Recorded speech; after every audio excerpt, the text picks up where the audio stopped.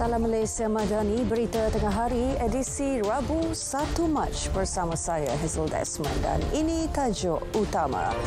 Johor kembali banjir, bilangan penduduk terjejas melebihi 5,000.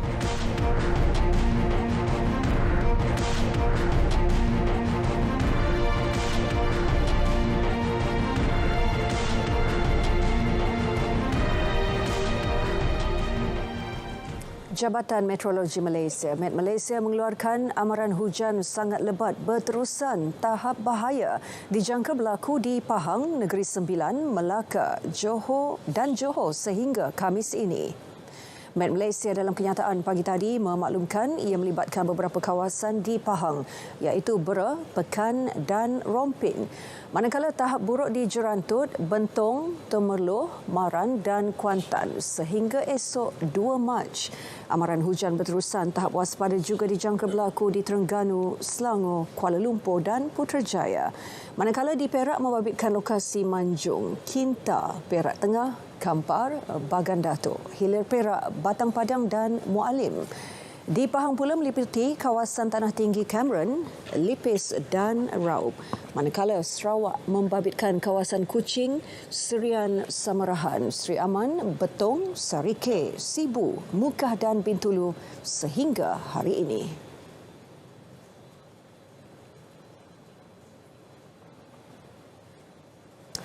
Hujan lebat berterusan menyebabkan banjir kembali berlaku di Johor sejak awal pagi hari ini. Menurut portal Info Bencana Jabatan Kebajikan Masyarakat JKM, setakat 12.30 tengah hari tadi, 5,878 penduduk sudah dipindahkan ke 54 pusat pemindahan sementara PPS.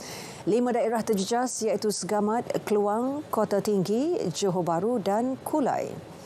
Sementara itu, Menteri Besar Dato' Onn Hafiz Ghazi meminta semua rakyat terus peka dan mendengar arahan pihak keselamatan serta sentiasa berhati-hati.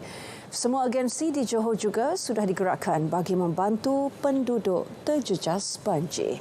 Manakala semua petugas perlu sentiasa mengutamakan keselamatan dalam misi membantu penduduk terjejas banjir.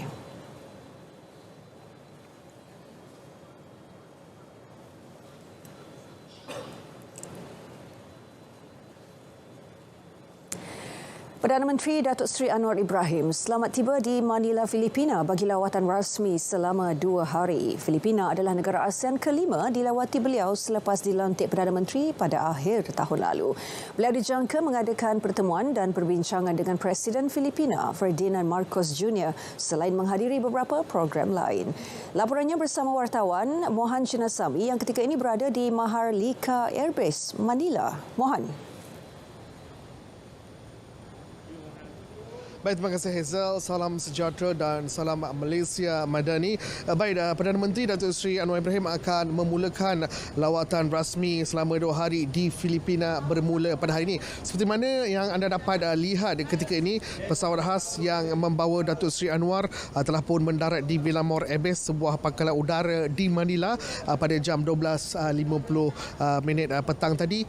Namun pada masa ini kapal baru sahaja telah sampai ke checkpoint dan kami masih menunggu pintu pesawat khas tersebut dibuka. Dan untuk pengetahuan anda, Datuk Seri Anwar Ibrahim dijangka akan bertemu dengan Presiden Filipina iaitu Marcos Jr. pada petang nanti dan beberapa siri mesyuarat tertutup akan diadakan dan seterusnya akan diadakan satu sidang media secara bersama iaitu melibatkan kedua-dua pemimpin.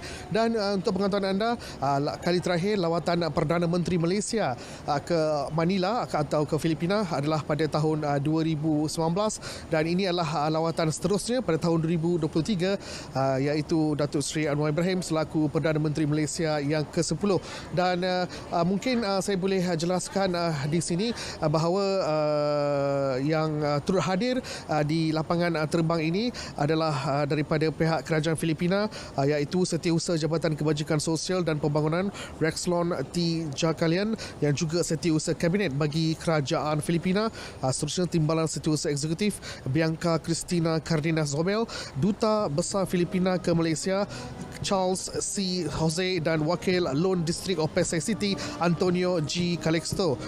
Baik, Datuk Seri Anwar yang ditemani isterinya Datuk Seri Dr. Wan Azizah Wan Ismail turut disambut oleh Menteri Luar Negeri iaitu Datuk Seri Zamri Abdul Kadir dan Menteri Pembangunan Usahawan dan Koperasi Datuk Yvonne Benedict, dan turut hadir bersama ialah Muhammad Farid Zakaria dari Kedutaan Malaysia di Manila, termasuk daripada pegawai-pegawai kedutaan. Dan seterusnya kami juga turut dimaklumkan seperti mana anda dapat lihat Datuk Seri Anwar turut diberikan penghormatan oleh Barisan Kehormat yang lebih dikenali sebagai Foyer Honors Tentera Udara Filipina di lokasi, dan sebelum beliau akan menaiki kenderaan untuk bergerak ke hotel. Baik, seperti mana anda dapat lihat Datuk Seri Anwar ketika ini sedang berada di lapangan terbang ini, dan beliau yang yang berada di Manila untuk lawatan rasmi 2 hari. Beberapa perjanjian mungkin akan dilakukan berikutan bagi mewujudkan keharmonian dan keamanan di rantau ASEAN. Dan selain itu, unit pancagar agam yang seperti mana anda dapat lihat turut bersedia di hadapan dengan bendera panji-panji memberi penghormatan kepada ketibaan Perdana Menteri Malaysia bersama isterinya Datuk Seri Dr. Wan Azizah. Baik, selain daripada lawatan kerja lawatan rasmi Datuk Seri Anwar Ibrahim, Datuk Seri Dr. Wan Azizah juga mempunyai beberapa program dengan First Lady Presiden Filipina di beberapa lokasi melibatkan soal-soal kebajikan rakyat, dan juga bersama dengan isteri-isteri melibatkan di Kedutaan Malaysia. Baik, seperti mana anda dapat lihat kenderaan yang akan membawa Datuk Seri Anwar sudah pun bersedia di hadapan tangga bagi membawa beliau, kerana saya difahamkan beliau akan pulang ke hotel, dan seterusnya beliau akan ke Kedutaan Malaysia di Filipina iaitu berada di Manila untuk beberapa siri mesyuarat sebelum beliau akan ke Makalanai ataupun Makalanang, iaitu sebutannya seperti Malacanang, iaitu Presiden atau Istana Presiden Filipina. Di sana beberapa perkara akan dibincangkan sebelum sesi sidang media akan diadakan, dan ia akan disiarkan secara langsung di TV1, dan seterusnya juga kami difahamkan bahawa pada waktu malam akan diadakan satu majlis makan malam yang dianjurkan oleh Presiden Filipina bagi menyambut ketibaan dan juga lawatan rasmi Datuk Seri Anwar Ibrahim. Jadi itu merupakan antara rangkuman yang boleh saya kongsikan bersama anda. Kita kembali bersama Hazel di studio. Mohan Chinasamy, terima kasih untuk laporan dan visual secara langsung dari Manila, Filipina itu. Dan kami teruskan dengan perkembangan banjir di Johor. Polis Daerah Sri Alam Johor meningkatkan keselamatan dan pemantauan bagi memastikan harta benda penduduk terjejas banjir selamat. Ia sebagai jaminan kepada lebih 300 penduduk terjejas yang dipindahkan di Pusat Pemindahan Sementara daerah itu. Untuk laporannya kita bersama Taufik Salimin di sana. Taufik, teruskan. Baik, terima kasih. Betul, seperti yang dimaklumkan, aspek keselamatan menjadi keutamaan Polis Daerah Sri Alam untuk memastikan penduduk-penduduk terjejas berada selamat di semua pusat pemindahan dan juga harta benda mereka. Baik, untuk perkembangan semasanya bersama dengan saya, Ketua Polis Daerah Sri Alam, Superintendent Muhammad Suhaimi Ishak. Okay, Tuan, boleh ceritakan sikit situasi semasa keadaan banjir di Masai ini? Keadaan di Masai bermula daripada pagi semalam, hujan lebat yang berterusan sehingga ke awal pagi ini telah menyaksikan beberapa rumah telah ditenggelami air, utamanya di Kampung Sentosa Damai di kawasan Masai ini, yang mana sejumlah 41 keluarga telah ditenggelami banjir. Jadi susulan itu mereka telah ditempatkan di pusat pemindahan sementara banjir di Dewan Muafakat Cahaya Baru ini bermula daripada jam 10.30 malam tadi. Dan apabila dibuka, jumlah mangsa yang ada di sini pada awalnya, sekarang ni ada 146 mangsa melibatkan 41 keluarga yang terdiri daripada dewasa 36 orang, perempuan 45 orang kanak-kanak lelaki 31 orang, kanak-kanak perempuan 22 orang dan termasuk juga 2 bayi. Dan juga kita ada juga satu OKU lelaki dewasa berada di sini juga. Okey Tuan, mungkin boleh ceritakan sikit tentang aspek keselamatan, rondaan dan juga pemeriksaan daripada polis untuk memastikan keselamatan penduduk yang terjejas banjir ini. Banjir ini apabila mangsa banjir meninggalkan rumah mereka, kita di pihak keselamatan akan memastikan bahawa harta-harta dan juga peninggalan mereka ini dalam keadaan selamat. Untuk itu, pihak polis sentiasa akan menjalankan rondaan secara berkala di tempat-tempat banjir ini bagi memastikan bahawa keselamatan dan juga harta benda mereka dalam keadaan yang terpelihara. Okey Tuan, sedikit nasihat kepada penduduk-penduduk terutama dengan keadaan cuaca yang masih belum menunjukkan pemulihan ni, mungkin Tuan ada nasihat kepada penduduk untuk bersiap sedia sekiranya diminta berpindah kan? Ya. Susulan daripada keadaan yang mungkin sekarang ini dijangkakan ombak besar atau air pasang akan berlaku lagi pada awal pagi ini dan juga cuaca yang mungkin mendung sekarang ini, saya menasihatkan kepada orang ramai untuk memastikan sentiasa peka dengan keadaan cuaca dan juga mematuhi segala arahan dan juga apa yang perlu. Jika perlu pindah, hendaklah pindah dengan keadaan segera dan kita di pihak agensi akan memastikan proses pemindahan itu berjalan dengan baik. Okey Tuan, mungkin ada laporan diterima setakat ni ke tentang kes-kes kecurian berlaku disebabkan banjir ni? Setakat ini tidak ada kes kejadian kecurian atau apa yang berlaku, jenayah berlaku. Dan ini kita harap dapat dikekalkan dengan cara ke semua pihak untuk memberikan maklumat jika ada sebarang kes-kes yang berlaku. Di samping kita akan membuat rondaan secara berkala ini.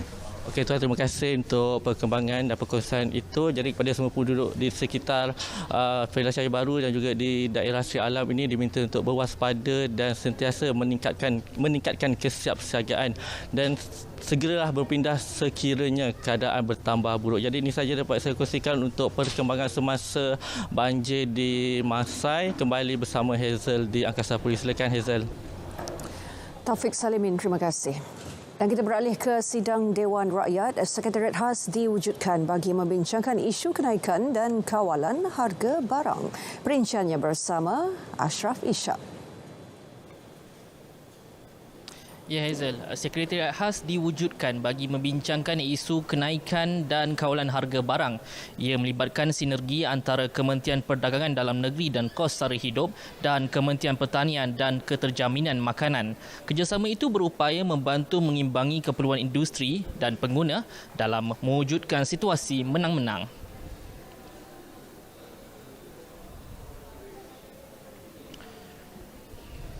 Kedua-dua sekretariat ini bertanggungjawab untuk berbincang, memastikan bahawa harga itu dapat kita kawal. Kerana kita, seperti saya katakan tadi, dia ada banyak faktor-faktor luaran, seperti makanan haiwan. Dia jadi penentu kepada harga daging itu sendiri. Jadi KPDN, kita di hujung supply chain. We are at the end of the supply chain dengan izin Tok Yang di-Pertua. Jadi namun begitu kami bertanggungjawab terhadap pengguna. Jadi kami akan sentiasa menjaga kepentingan pengguna, di masa yang sama pihak MAFS menjaga kepentingan industri. Jadi kita nak menang-menang di dalam keadaan ini dan kita cuba balance atau mengimbangi di antara keperluan industri serta juga keperluan pengguna. Jumlah 100 juta ringgit. Beliau menjawab pertanyaan Ahli Parlimen Tuaran Datuk Seri Wilfred Madias Tangau. Setakat ini terdapat 10 barangan disenaraikan sebagai harga kawalan dengan 6 daripadanya bersubsidi. Ini termasuk minyak diesel RON 95, ayam bulat, telur dan minyak masak paket. Bantuan pembaikan rumah BPR dengan hak nilai maksimum sehingga RM5,000 antara 3 jenis bantuan yang layak diterima penduduk yang terkesan akibat bencana alam seperti banjir. Timbalan Menteri di Jabatan Perdana Menteri Hal Ehwal Sabah, Sarawak dan Tugas-Tugas Khas, Datuk Wilson Ugak Kumbong berkata, bantuan itu layak diterima setiap ketua isi rumah KIR setelah penilaian dibuat pihak pejabat daerah. Selain dari itu, jika penilaian kerusakan rumah didapati melebihi 5,000, kerja-kerja baik pulih akan dilaksanakan oleh Kementerian Kemajuan Desa dan Wilayah KKDW dan juga Kementerian Pembangunan Kerajaan Tempatan KPKT menggunakan peruntukan sedia ada di kementerian masing-masing. Bagi kejadian-kejadian bencana yang berlaku di luar tempoh musim MTL, kerajaan akan meneruskan pemberian BWI atau bantuan wang insan kepada setiap KIR yang layak. Bantuan lain yang turut disalurkan termasuk bantuan wang ihsan RM1,000 dan bantuan barangan keperluan asas sebanyak RM2,500. Selain itu, waris mangsa yang meninggal dunia akibat bencana turut akan menerima bantuan wang tunai RM10,000. Beliau menjawab pertanyaan ahli Wakil Baram, Dato' An Yingau. Dewan juga diberitahu perjanjian komprehensif dan progresif bagi perkongsian Trans-Pasifik CPTPP tidak akan memberi impak negatif kepada sektor pertanian. Timbalan Menteri Perdagangan Antarabangsa dan Industri Liu Chin Tong berkata perjanjian itu jelas menjaga hak dan kepentingan golongan petani selain mengiktiraf isu keterjaminan makanan. Jelasnya perjanjian itu diteruskan dengan mengambil kira kemampuannya membuka akses pasaran buat negara.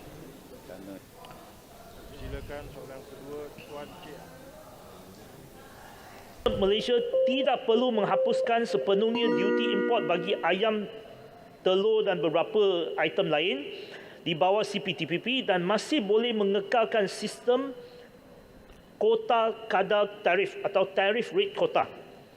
Untuk maklumat Dewan ini, sektor pertanian termasuk komitmen yang berkaitan dengan sektor tersebut di dalam perjanjian perdagangan bebas yang lain seperti CPTP adalah di bawah bidang kuasa Kementerian Pertanian dan Keterjamahan Makanan.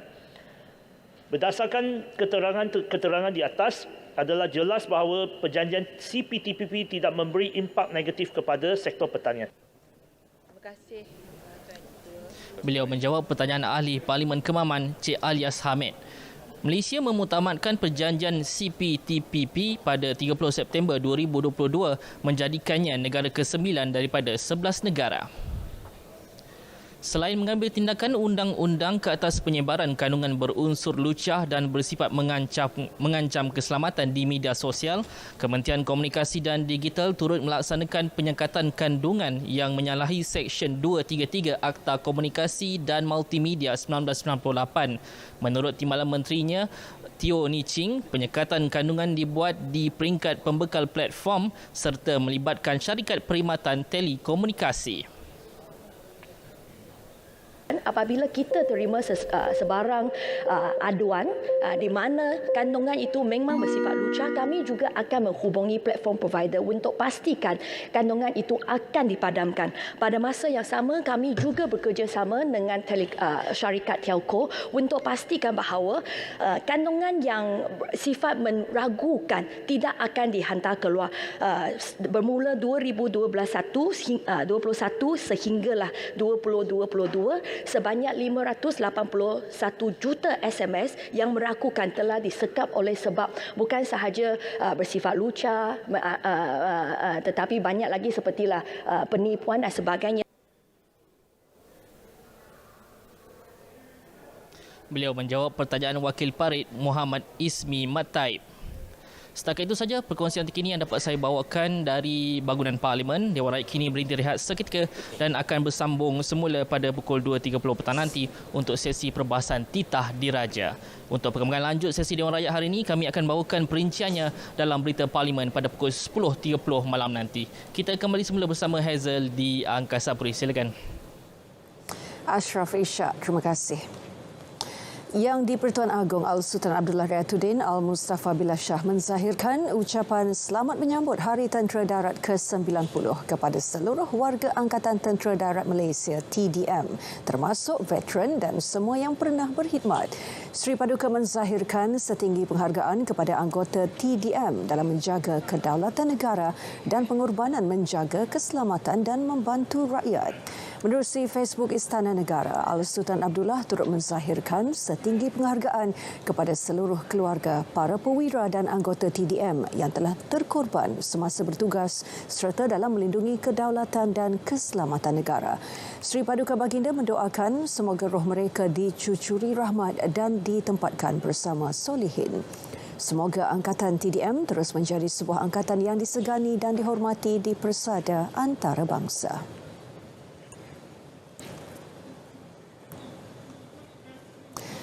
Tarikh pendaftaran baharu dan kemaskini sumbangan tunai rahmah STR dibuka mulai 1 Mac hingga 31 Mac.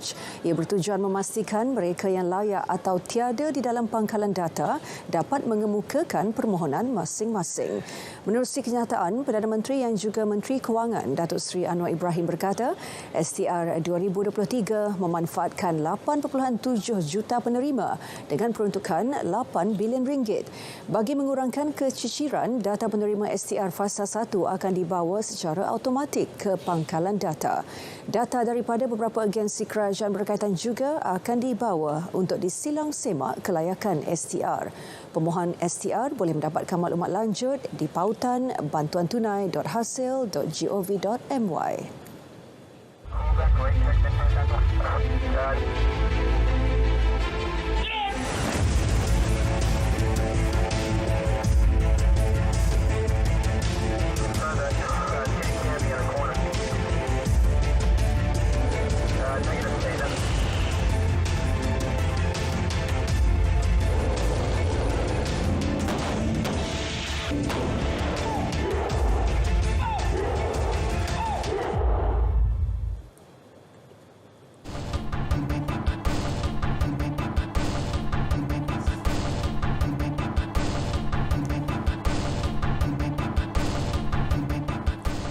Dagangan Bursa Malaysia terus tertekan apabila Wall Street ditutup lemah semalaman berikutan data ekonomi terkini yang mencerminkan keyakinan perniagaan yang masih suram.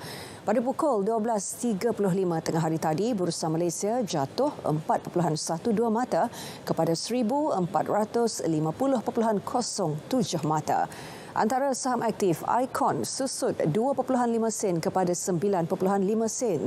Velesto kekal rata pada 19 sen manakala MyEG naik 2 sen kepada 74 sen. Sementara itu, bagi saham yang mencatat keuntungan, BLD Plantation meningkat RM1.09 kepada RM11. KESM bertambah 30 sen kepada RM8.30 dan Perstim menokok 29 sen kepada RM4.93. Nilai ringgit dibuka lemah berbanding dolar berikutan kebimbangan pasaran mengenai inflasi Amerika Syarikat yang akan menentukan langkah seterusnya Rizab Persekutuan. Setakat 12.30 hari, ringgit diniagakan pada 4.46 berbanding dolar Amerika. Berbanding dolar Singapura, ringgit disebut pada 3.29 dan berada pada 3.26 berbanding yen. Ringgit diniagakan pada 5.35 berbanding pound sterling dan disebut pada 4.70 berbanding euro.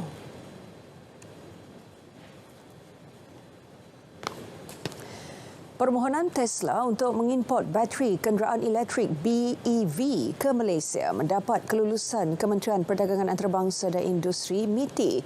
Syarikat berkenaan juga bakal membuka pusat pengalaman Tesla, pusat servis serta mewujudkan rangkaian pengecharge supercharge-nya di Malaysia. Menteri MITI Tengku Datuk Seri Zafrul Tengku Abdul Aziz dalam kenyataan berkata, pelaburan Tesla itu bukti keyakinan terhadap asas ekonomi dan persekitaran perniagaan kondusif di Malaysia. MITI dan agensinya akan terus komited memudah cara perniagaan selain menaikkan profil Malaysia sebagai negara pro-perdagangan, pro-industri dan pro-pelaburan. Kehadiran Tesla di Malaysia dijangka mewujudkan peluang pekerjaan selain meningkatkan penyertaan tempatan dalam ekosistem mobiliti elektrik. Kemasukan pengeluar kenderaan elektrik itu telah dipermudah melalui inisiatif BEV Global Leaders bertujuan meningkatkan permintaan BEV dalam pasaran tempatan.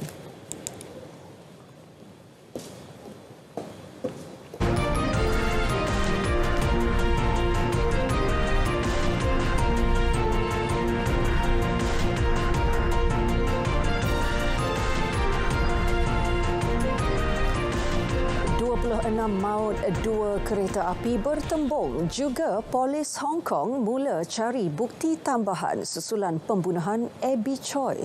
Berikut rangkuman luar negara. 26 terbunuh dan lebih 80 cedera selepas 2 kereta api bertembung di Greece lewat malam tadi. Kemalangan membabitkan kereta api penumpang dan kereta api kargo yang bergerak di antara bandar Athens dan Thessaloniki di tengah Greece. Pihak bomba belum dapat mengesahkan jumlah mangsa maut dan cedera. Punca kemalangan masih dalam siasatan. Polis Hong Kong mula menggeledah sebuah tapak pelupusan sampah pada Selasa untuk mencari bahan bukti berkaitan pembunuhan kejam model dan selebriti media sosial Abby Choi.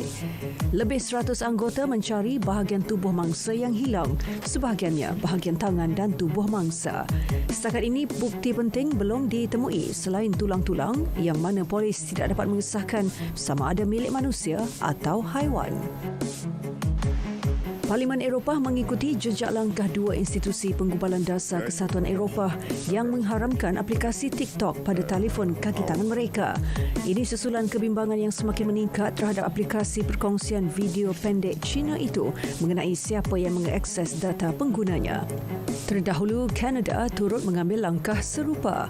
Menurut Pesuruhjaya Privasi Negara itu, langkah itu diambil susulan banyak laporan media berkaitan pengumpulan, penggunaan dan pendedahan maklumat peribadi di TikTok. Pihak berkuasa Itali menahan 3 individu dan sedang mencari suspek keempat yang dipercayai memperdagangkan sehingga 200 migran melalui sebuah bot kayu. Bot yang dinaiki karam di selatan Itali pada Ahad dan mengorbankan 65 orang setakat ini.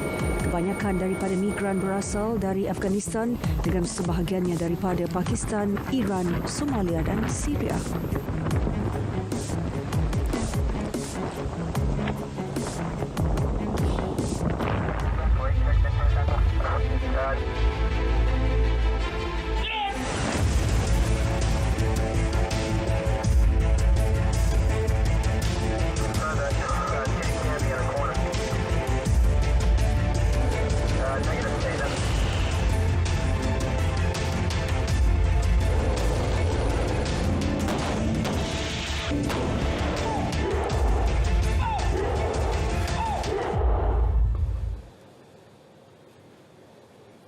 Berita tengah hari berakhir di sini. Dapatkan perkembangan sahih sepanjang masa melalui portal berita.rtm.gov.my.